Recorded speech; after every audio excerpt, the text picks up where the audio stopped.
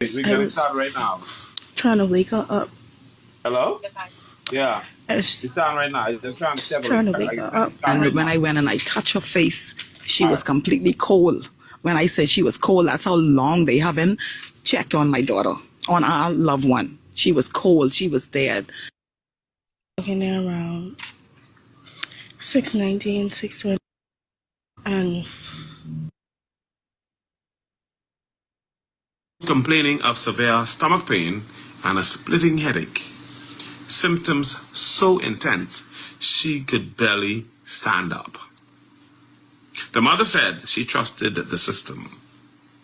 She believed her daughter would receive medical attention, relief, and guidance. She would receive something. Instead, her daughter was eventually placed in surgical medical east, and that's where the mother says the nightmare truly began. According to this mother, for 2 long weeks,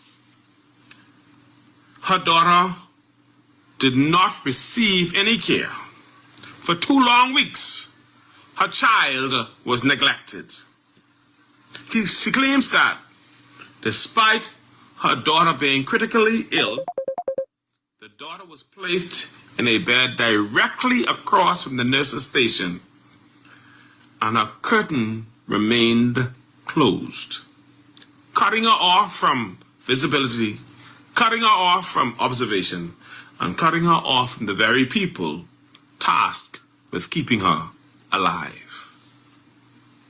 In the mother's own words, she says, no one was monitoring her child. No one checked her consistently, and no one took note of her deteriorating condition. The mother describes constantly asking questions, seeking answers, trying to understand why a child seemed to be getting worse, not better. Then came the moment this mother says she will never recover from.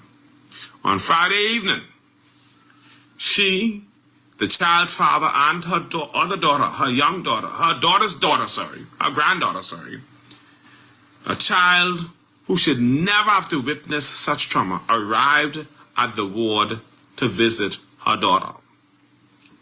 They walked to the bed where her daughter was. The curtain was still closed.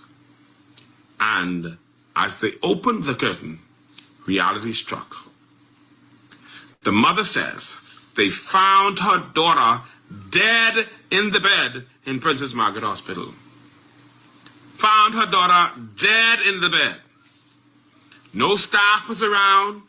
There was no urgency to what was going on. There was no explanation to what was going on. There was no attempt to revive this poor child. Just silence.